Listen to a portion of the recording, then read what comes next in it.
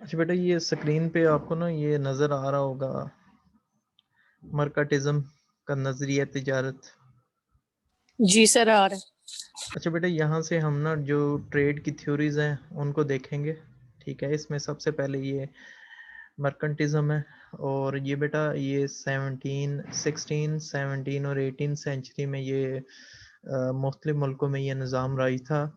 इस निज़ाम में ये था कि ये लोग जो थे वो तिजारत करने के हक़ में थे। ये कहते थे कि तिजारत होनी चाहिए दूसरे ममालिक के साथ, लेकिन ये आज़ाद तिजारत के हक़ में नहीं थे।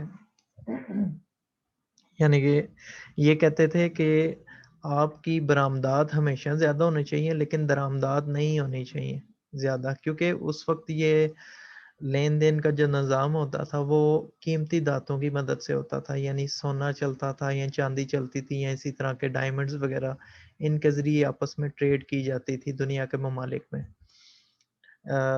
मुस्लिम ममालिक के दरमियान जो ट्रेड होती थी, और उस वक़्त जो मीन ऑफ ट्रेड थे, यानी कि जो आपकी ट्रांसपोर्टेशन थी वो भी इतनी एडवांस नहीं थी।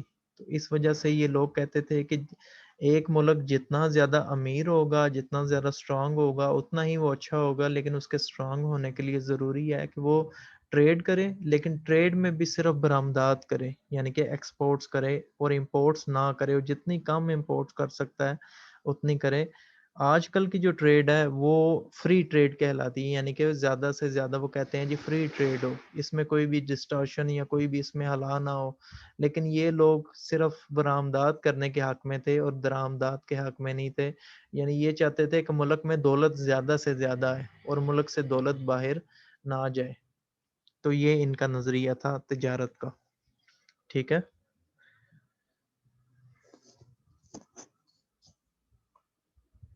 जी सर, आ गई समझ।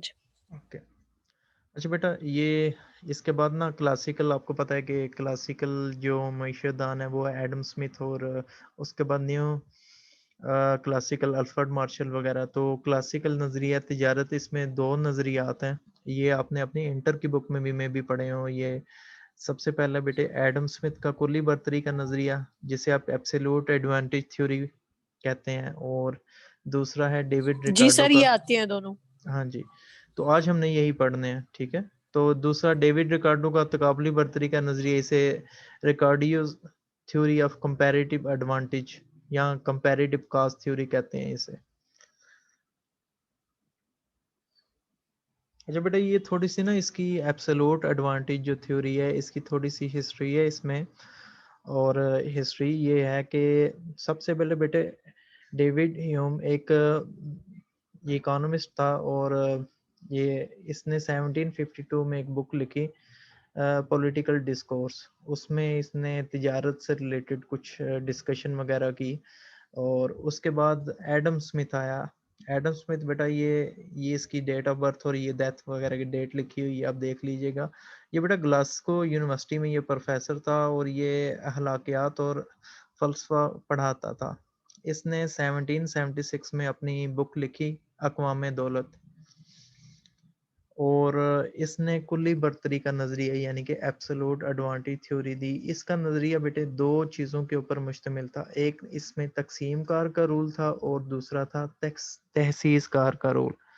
ठीक है जी बेटे, यहाँ तक ओके है हिस्ट्री में? जी सर। अच्छा बेटे, ये इसमें इसका जो नज़रिया ना दो चीज़ों पर मुश्तमिल था। क्लासिकल नज़रिया ये होता है, ये तकसीम कार और तहसीस कार। तकसीम कार का जो रूल है वो ये होता है कि आप जो काम होता है उसको लेबर के दरमियान डिवाइड कर देते हैं, जिसकी वजह से जब वो काम डिवाइड हो जाता है तो उसमें एफिशिएंसी आ जाती है। क्योंकि अगर लेबर एक ही लेबर सारे काम करेगा हो तो उसमें डेफिशिएंसी आएगी, वो अपना काम सही तरीके से नहीं कर सकेगा, किसी एक काम पे फोकस नहीं कर सकेगा। लेकिन अगर आप काम को मुख्तलिफ लेबर के दरमियान बांट दें तो फिर वो क्या करेंगे, उसमें इसको कहते हैं तकसीम कार, तो उनमें एफिशिएंसी आ जाएगी। और जब वो एक ही काम को वो बार बार करेंगे तो बार बार करने से वो उसमें स्पेशलाइज कर लेते हैं। इस चीज़ को कहते हैं तहसीस कार यानी कि स्पेशलाइजेशन। ठीक है? जैसे पाकिस्तान है ना, तो अगर पाकिस्तान कपास ज़्यादा तैयार करता है ना, तो पाकिस्तान कपास तैयार कर के पाकिस्तान ने उसमें एक तहसीसकार कर लिया हुआ है, यानी कि पाकिस्तान को अब दूसरे कंट्रीज़ की निस्बत उसमें एडवांटेज है, क्योंकि उसने इसमें स्पेशलाइज़ कर लिया। पाकिस्तान को पता है कि कपास कैसे तैयार करते हैं और उसकी ज़्यादा से ज़्यादा क्वांटिटी कैसे प्रोड्यूस करते हैं, ठीक है? तो जब आप एक ही काम को बार-बार करते हैं, तो आप उसमें स्पेशलाइज़ेशन कर लेते हैं, और ये उसी सूरत में हो सकती है जब काम को मुख्तलिफ लेबर के दरमियान तक़सीम कर दिया जाए, बाँट दिया जाए। ठीक है बेटे, ये दोनों रूल ओके हैं? बस 3 मिनट के लिए रुकिएगा बस। जी बेटे, रिकॉर्डिंग चल रही है, जल्दी। ओके सर, बस एक।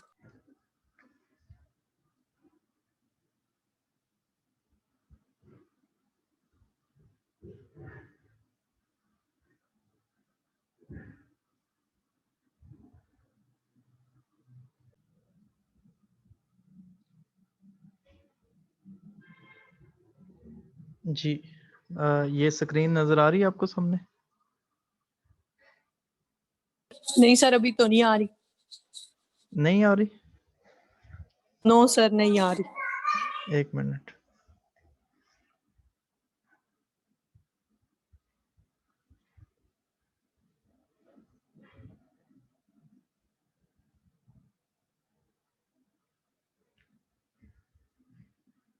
जी, अभी सामने शो हो रही है बच जी सर, अभी आ रही है नजर। ओके। अच्छा, बच्चे इसमें ना, जो आपने ये ऑलरेडी किया भी हुआ है, तो इसको जल्दी-जल्दी देखते हैं। ये जो एब्सोल्यूट एडवांटेज थ्योरी या कुल्ली बरतरी का नज़रिया है, एडम स्मिथ इसमें कहता है कि अगर 2 मुल्क हैं और वो एक-दूसरे से ट्रेड कर रहे हैं, ठीक है? तो ट्रेड दोनों के लिए बेनिफिशियल होगी, यानी दोनों ट्रेड से फ़ायदा उठाएँगे।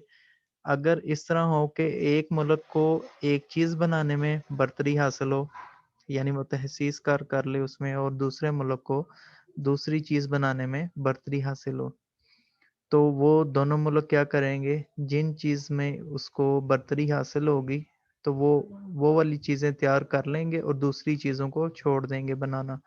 इससे ये होगा कि दोनों अपने रिसोर्सेज सिर्फ एक चीज़ के ऊपर इस्तेमाल करेंगे और वो चीज़ ज़्यादा प्रोड्यूस कर लेंगे। इसी तरह जो एक्स्ट्रा चीज़ प्रोड्यूस हुई होगी, वो एक-दूसरे से एक्सचेंज कर लेंगे। इसी तरह ये तिजारत जो होगी, वो बेनिफिशियल हो जाएगी। और बेटा, क्योंकि ये क्लासिकल नज़रिया है, तो इस क्लासिकल नज़रिए में आपको पता है उस वक़्त ज़्यादातर ट्रेड जो थी, वो ये कीमती धातुओं की मदद से होती थी, और बार्टर सिस्टम भी चलता था, यानी कि चीज़ों के बदले में चीज़ों की जो एक्सचेंज होती थी, वो भी चलती थी। तो इनकी थ्योरीज़ में ज़्यादा वो चीज़ भी आपको देखने में मिलेगी। ठीक है बेटे, ओके स्लाइड वो पीछे वाली, उसमें कोई क्वेश्चन अगर आपका हो? नो सर, ये क्लियर है। अच्छा। अच्छा बेटा, ये देखें कि जैसे ये 2 कंट्रीज़ हमने ली हैं अपनी एग्ज़ाम्पल में, एक पाकिस्तान है और एक श्रीलंका है, ठीक है? और दोनों 2 चीज़ें प्रोड्यूस कर रहे हैं, गंदम और कपड़ा, ठीक है? और बेटे, इधर हम ये अज़्यूम कर रहे हैं कि वो ये जो दोनों चीज़ें प्रोड्यूस कर रहे हैं, दोनों मुल्क वो लेबर की मदद से कर रहे हैं, ठीक है? इस वजह से हमने ये जो इसके लिए हुए यूनिट, वो घंटों में लिए हुए हैं, ठीक है? 6 घंटे, 10 घंटे, 10 घंटे, 6 घंटे, ठीक है?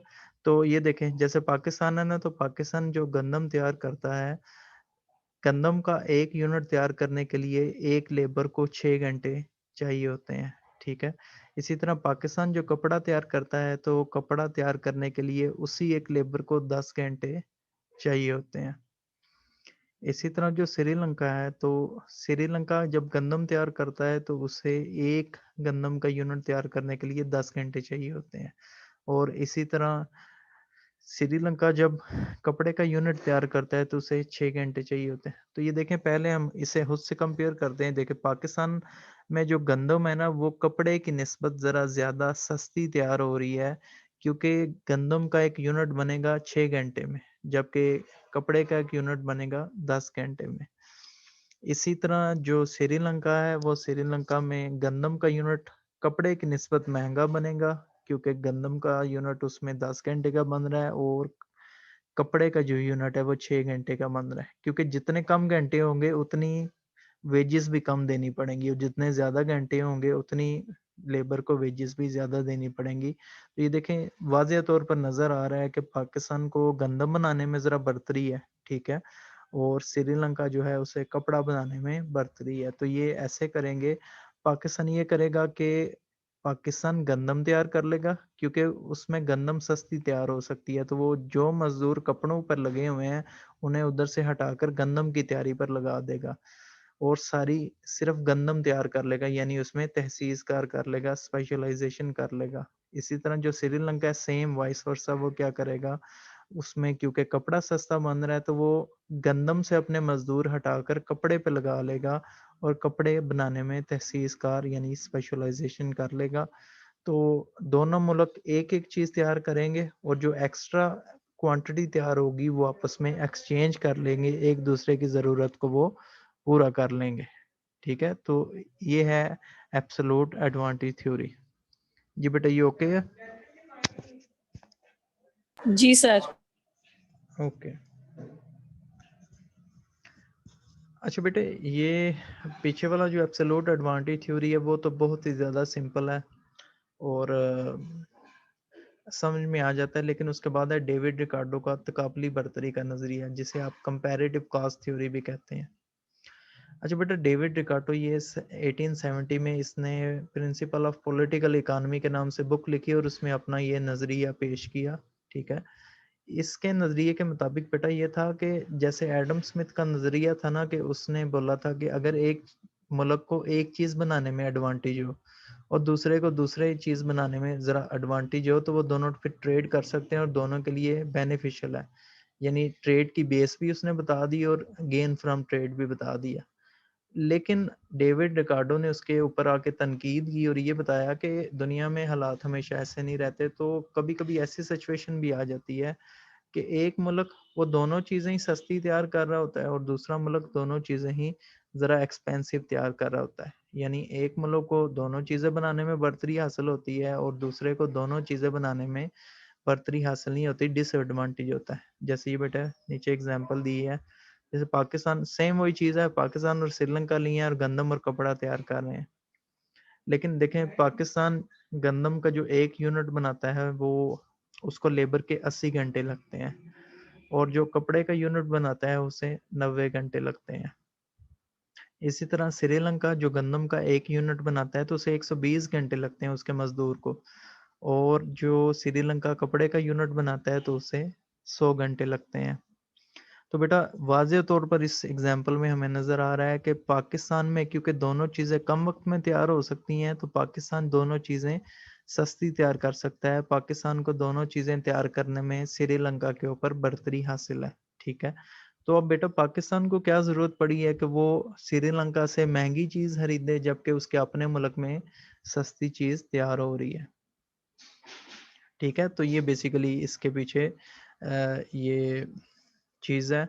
यहाँ तक ओके है बेटे? जी सर। जी। लेकिन बेटे अगर हम इन दोनों ममालिक का खुद से भी कंपैरिज़न करें, यानी कि जो 2 चीज़ें ये तैयार कर रहे हैं ट्रेड से पहले, तो आपस में अगर इनका कंपैरिज़न करें तो सिचुएशन थोड़ी-सी ना डिफरेंट है कि जब पाकिस्तान है, पाकिस्तान गंदम को 80 घंटे में तैयार कर लेता है एक जो लेबर होता है, लेकिन कपड़े को 90 घंटे में करता है। यानी कि पाकिस्तान को अगर कपड़ा तैयार करे तो पाकिस्तान को फिर भी क्या होगा 10 घंटे की बचत हो जाएगी, यानी एक्स्ट्रा टाइम से उसका बच जाएगा। इसी तरह जो श्रीलंका है ना, वो भी उसमें भी ये सिचुएशन है कि श्रीलंका गंदम ज़रा ज़्यादा घंटे में तैयार कर रहा है 120 घंटे में, जबकि अगर वो कपड़ा तैयार करे तो वो 100 घंटे में तैयार कर सकता है। अब बेटा ये डेविड रिकार्डो कहता है, इसकी थ्योरी हमें ये बताती है कि ट्रेड इस तरह पॉसिबल है कि अगर एक मुल्क जिसको दोनों चीज़ें बनाने में बढ़तरी हासिल हो और दूसरा मुल्क जिसको दोनों चीज़ें बनाने में ज़रा डिसएडवांटेज हो, तो जिसको बढ़तरी हासिल है वो ऐसी चीज़ तैयार कर ले जिसमें उसे ज़्यादा बढ़तरी है, जिसमें उसे फ़ायदा ज़्यादा हो रहा है, जैसे पाकिस्तान के केस में गंदम है, ठीक है? और दूसरा मुल्क जिसको दोनों चीज़ें बनाने में नुकसान है, यानी वो दोनों चीज़ें महँगी तैयार कर रहा है, तो वो ऐसी चीज़ को तैयार कर ले कि जिसमें उसे ज़रा कम नुकसान है, ठीक है? जिसको फ़ायदा है मुल्क को। सर मतलब जी, जी, मुझे एक कंट्री वो चीज़ बना ले जिसमें उसे ज़्यादा फ़ायदा है और दूसरा वो बनाए जिसमें उसे कम नुकसान है। हाँ जी, ठीक है। तो जैसे श्रीलंका है ना, तो उसे गंद कपड़ा बनाने में ज़रा कम नुकसान है, ठीक है? और पाकिस्तान को गंदम बनाने में ज़्यादा फ़ायदा है। तो ट्रेड इस तरह पॉसिबल हो सकती है कि पाकिस्तान गंदम तैयार कर ले, ठीक है? और श्रीलंका कपड़ा तैयार कर ले और वो आपस में ट्रेड कर लें, ठीक है? इस तरह ये ट्रेड पॉसिबल हो सकती है, लेकिन ये अभी क्लियर नहीं होगा। एक तो इसके और जो हम देखेंगे टेबल, तो उससे हमें क्लियर होगा। यहाँ तक ओके है? ओके है सर, बस बस करते हैं। बेटे अब ये पूरा कर लें काइंडली।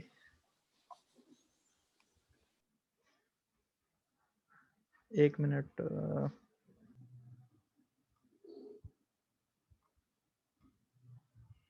जी बेटा, स्क्रीन नज़र आ रही है? जी सर, आ रही है। ओके। अच्छा बेटे, ये देखें, ये हमने ना टेबल्स थोड़ा सा ये टेबल को बदल लिया, मॉडिफाई कर लिया। पहला जो टेबल था ना, वो जस्ट हमें एक ओवरऑल सिचुएशन बता रहा था, ठीक है? ये देखें, जो ये वाला टेबल है, इसमें जस्ट हमें पता चल रहा था कि गंदम बनाने में इतने इतने घंटे लग रहे हैं। लेकिन ये जो अब दूसरा टेबल है, ये आगे वाली जो स्लाइड है, इसमें ये देखें, इसमें हमने इनका मुआवजा कर लिया है। ये जो इनके दरमियान जो कास्ट आ रही है, कास्ट का कंपेयर कर लिया है। ये कंपेयर करने का तरीका बेटा ये है कि आपने जो गंदम के घंटे हैं, क्योंकि वो कास्ट के लिए शो हो रहे हैं, यानी मुसारफ के लिए, आपने गंदम के घंटों को आपने डिवाइड कर देना है कपड़ों के ऊपर। तो ये आपको गंदम के लिए ये इसका मुआवजा मिल जाएगा, ठीक है? और जब आप कपड़ों के लिए करेंगे, तो ये आपको कपड़ों के जो घंटे हैं उनको डिवाइड कर देना है किसके ऊपर? गंदम के घंटों के ऊपर। तो ये आपको कपड़ों के लिए मिल जाएगा, ठीक है? इसी तरह सेम श्रीलंका के लिए भी आपने ये करना है कि गंदम के जो घंटे हैं उनको डिवाइड कर देना है कपड़ों के ऊपर, और कपड़ों वाले जो घंटे हैं उनको डिवाइड कर देना है गंदम वाले घंटों के ऊपर। तो बेटा ये देखें, हमें फिर ओवरऑल एक सिचुएशन मिल जाएगी कि पाकिस्तान जो है वो गंदम को ये 0.88 यूनिट जो एक यूनिट आ रहा है टाइम का, उसमें बना रहा है, जबकि कपड़ा बना रहा है 1.13 में, ठीक है? और श्रीलंका जो है वो गंदम बना रहा है 1.2 में। ये अभी टाइम शो हो रहा है 1.2 में, और जो कपड़ा वो तैयार कर रहा है वो 0.83 में। तो बेटा ये देखें, यहाँ से सिचुएशन ज़रा ज़्यादा वाज़ेह है। ये देखें कि पाकिस्तान गंदम बनाता है 0.88 टाइम में, जबकि उसे कपड़ा बनाने में टाइम लगता है 1.13।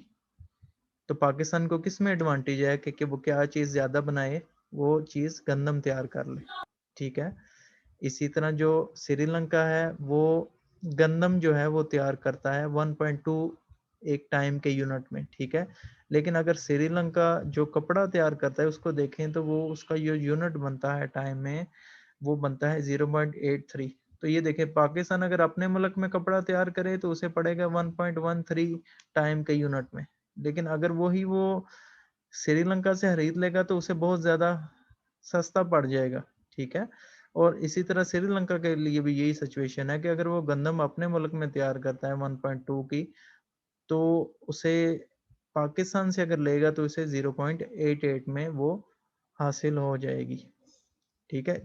यहाँ तक टेबल की समझ आ गई आपको?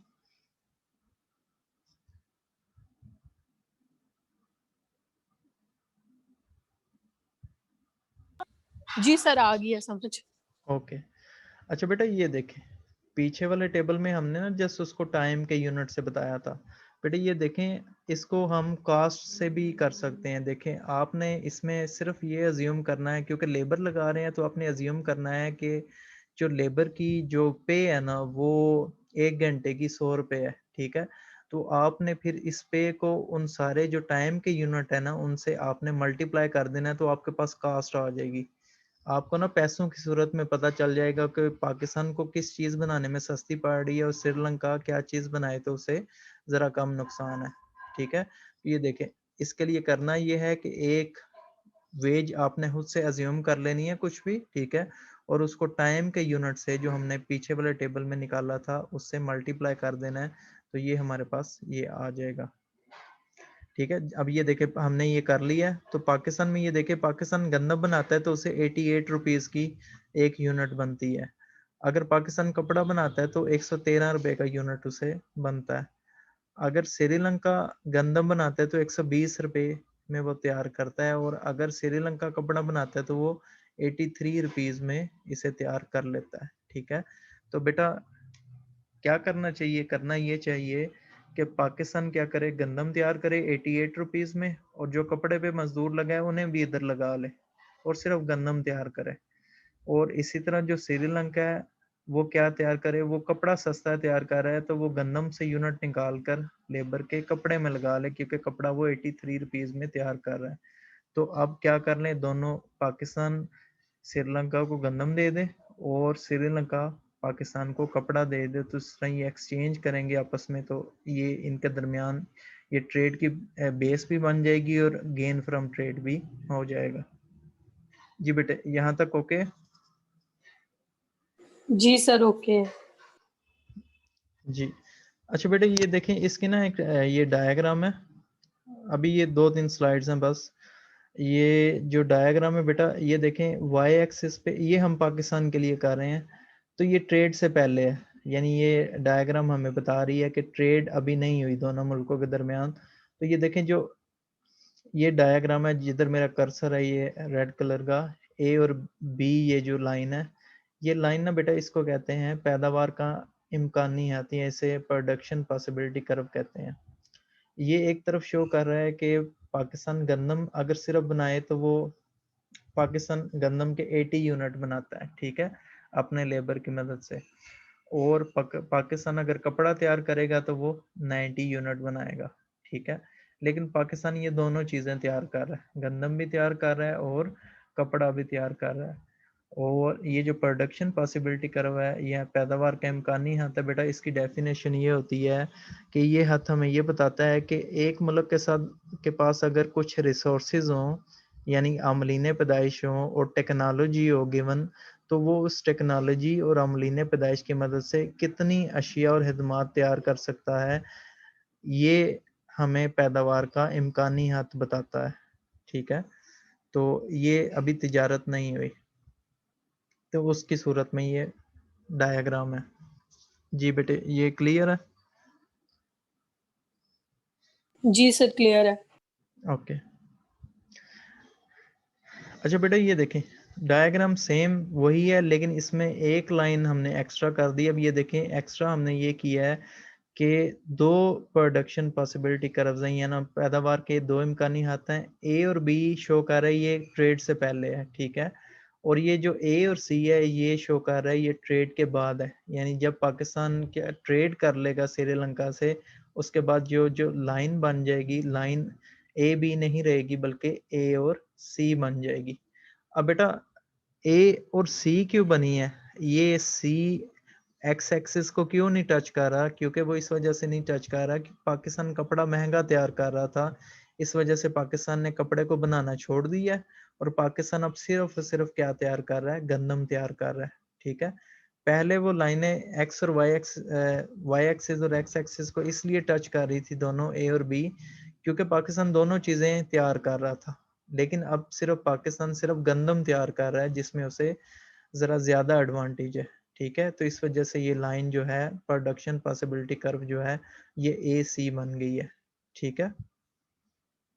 ओके बेटे। जी सर। अच्छा। अच्छा बेटे ये देखें, अब गेन फ्रॉम ट्रेड क्या हुआ बेटा? गेन फ्रॉम ट्रेड ये हुआ कि जब ये सेकंड प्रोडक्शन पॉसिबिलिटी लाइन बनी, तो ये देखें अगर हम सेकंड प्रोडक्शन पॉसिबिलिटी लाइन को देखते हैं तो ये हमें ये जो शेप बनी हुई है चकोर, ये हमें बताती है कि इतना हमें ट्रेड से फ़ायदा हुआ है, यानी कि गेन फ्रॉम ट्रेड ये है। पाकिस्तान पहले गंदम के कम यूनिट बना रहा था, अब पाकिस्तान गंदम के यूनिट ज़्यादा बना रहा है। ये जिधर मेरा कर्सर जा रहा है ये देखें रेड कलर में, तो ये इसने इतनी प्रोडक्शन इसकी इंक्रीज की है गंदम की, ठीक है, यहाँ से यहाँ तक इसने प्रोडक्शन इंक्रीज की है। और दूसरा अगर इसे हॉरिजेंटली हम देखें तो ये इसका ट्रेड का गेन है, यानी पहले वो कम चीज़ें कपड़ा भी कम बना रहा था, लेकिन जब उसने कपड़ा श्रीलंका से लेना शुरू किया तो कपड़ा भी अब उसे ज़्यादा मिल रहा है, ठीक है? तो इस तरह ये ट्रेड जो है दोनों कंट्रीज़ के लिए इक्वली बेनिफिशियल है। ये हमने सिर्फ़ अभी पाकिस्तान के लिए बनाया। बेटा ये डायग्राम ओके है आपके लिए? या इसमें कोई क्वेश्चन है? नो सर, क्लियर है। ओके। अच्छा बेटा, अब ये जो दूसरी डायग्राम है ये मैंने श्रीलंका के लिए बनाई है, लेकिन ये सेम वैसे ही बनेगी जैसे हमने पाकिस्तान के लिए बनाई है, ठीक है?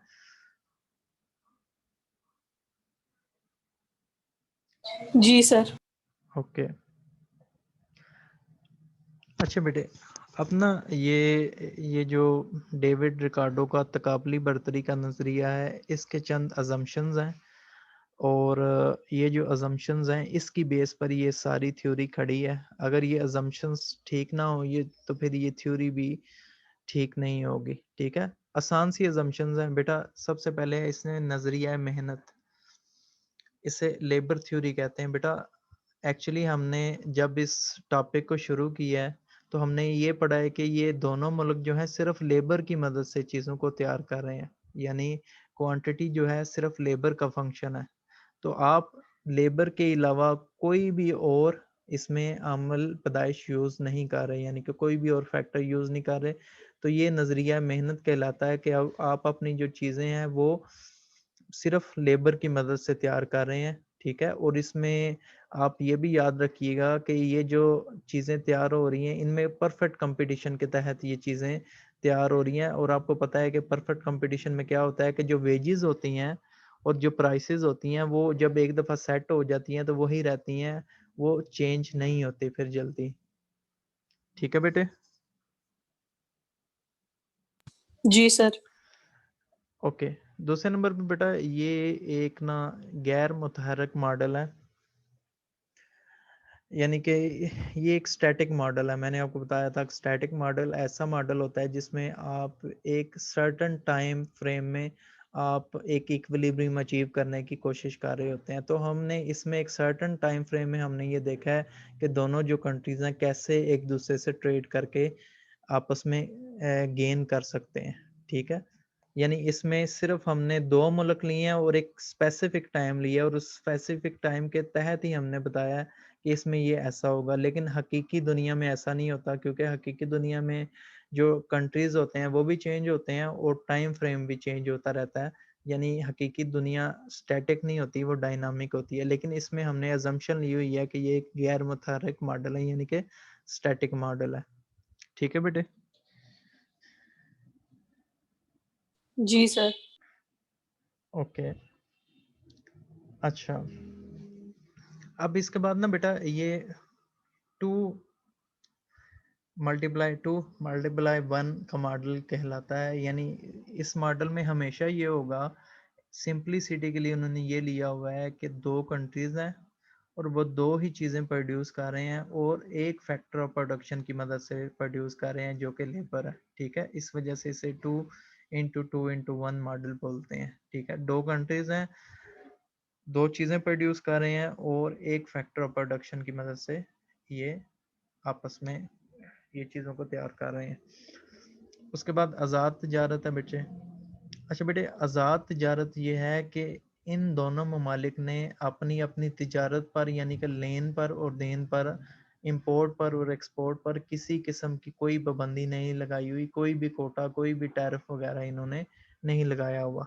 दोनों ममालिक के दरमियान जो तिजारत है वो बिल्कुल आज़ादाना हो रही है। इस ओके सर। इसके बाद बेटा ये है यकसानी हासिल है।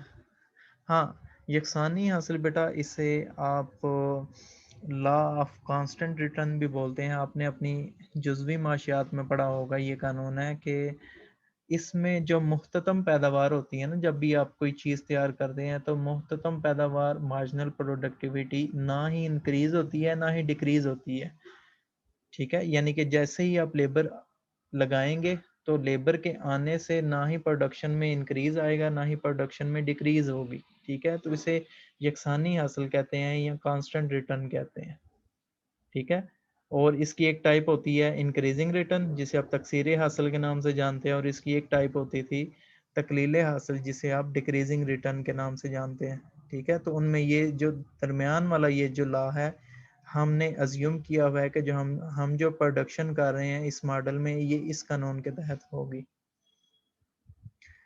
अच्छा बेटा, इसमें हमने ये अज्यूम किया हुआ है इस मॉडल में कि आमलीन जो हैं इनकी अपने मुल्क में हरकत पजीरी मुमकिन है, लेकिन ये दूसरे मुल्क में नहीं जा सकते। जैसे 2 कंट्रीज है ना, पाकिस्तान और श्रीलंका, तो इसमें जो मजदूर हैं वो मजदूर पाकिस्तान में जहां मर्जी जाके काम कर सकते हैं, लेकिन वो श्रीलंका नहीं जा सकते। इसी तरह श्रीलंका के जो मजदूर हैं वो अपने मुल्क में जिधर मर्जी हरकत पजीर हो सकते हैं, लेकिन वो पाकिस्तान नहीं आ सकते। अपने मुल्क में वो मोबाइल हैं, लेकिन दूसरे मुल्क में वो मोबाइल नहीं है।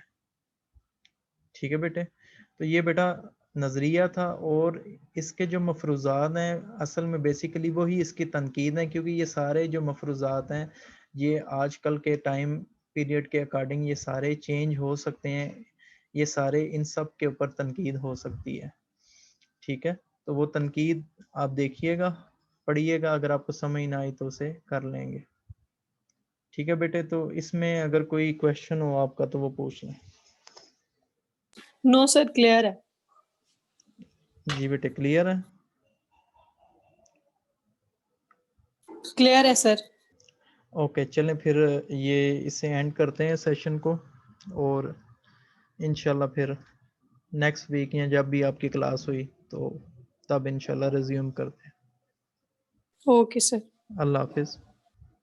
अल्लाह हाफिज।